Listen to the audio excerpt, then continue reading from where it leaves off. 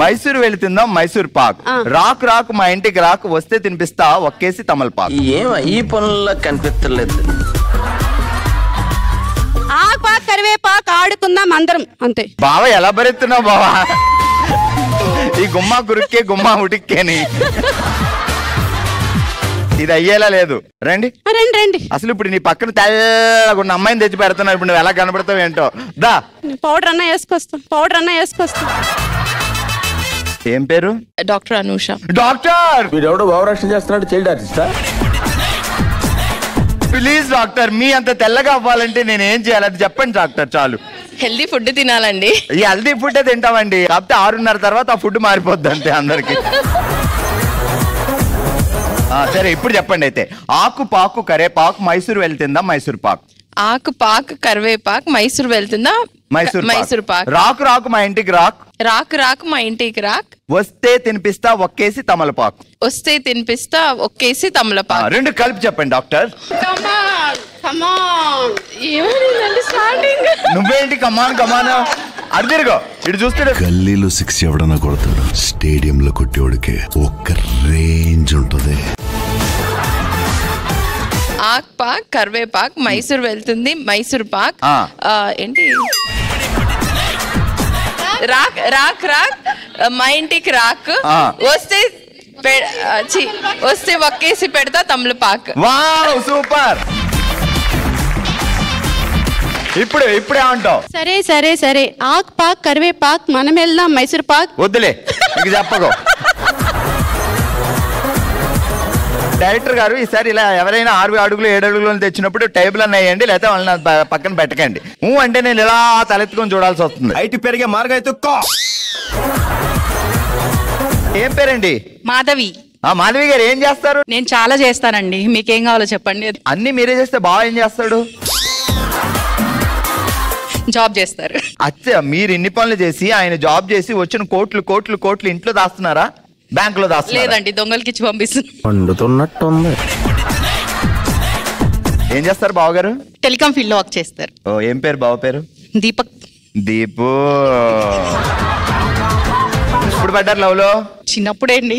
ఏంటి తునిగా ఆయనకి చిన్నప్పటి నుంచి వేరే ఆప్షన్ ఇవ్వలేదా? లేదండి, పెళ్ళయ్యాక చూసుకుంటారు. ఇంకా పెళ్ళయ్యాక ఏం చూసుకుంటాడు? నువ్వు మొత్తం చుట్టేస్తే వాళ్ళ చేతికి ఇస్తే ఆడుకుంటారు.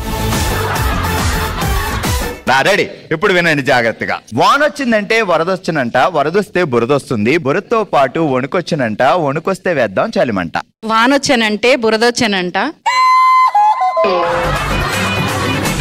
వానొచ్చానంటే వరదొచ్చానంట, వరదొచ్చానంటే బురదొచ్చానంట, బురదొచ్చానంటే వణుకొచ్చానంట, వణుకొచ్చిందంటే వేద్దాం చలిమంట. ఓకే, ఎవరే అందిస్తున్నారు? మన దోస్తులు ఉన్నట్టున్నారు బాగా ఇక్కడ. అందరూ మన దోస్తులే అండి. ఇప్పుడు ఇది నవ్వుతూ చెప్పాలి. నువ్వు ఒక చంద్రముఖి, ఒక కాంచన, వాళ్ళిద్దరు కలిస్తే నువ్వే అన్నమాట. ఓకే. వానొచ్చానంటే వరదొచ్చానంట. నిజంగానే వచ్చిందండి కాంచన అన్నట్టు ఉంది బాబా. దీపక్ బాబా ఎలా భరిస్తున్నావు ఏంటో. వానొచ్చానంటే వరదొచ్చానంట, వరదొచ్చానంటే బురదొచ్చానంట. సాధారణంగా ఇంట్లో వంట జరుగుతూ ఉంటది కదా, అప్పుడు బావ ఎలాంటి హెల్ప్ చేస్తాడు? అస్సలు హెల్ప్ చేయరు, అసలు కిచెన్ లోకి రారు. మీరు దీపక్ కలిసి వాన పాటలో డాన్స్ చేయాలంటే ఏ వాన పాట కావాలి? వాన వాన వెల్లువాయ్ టిన్ టిన్ టిన్ పక్కింటోడి పెళ్ళంబోయ్. మీరు వాన పాటలో డాన్స్ చేసుకోవడానికి పక్కింటోడు పెళ్ళం పోవాలా?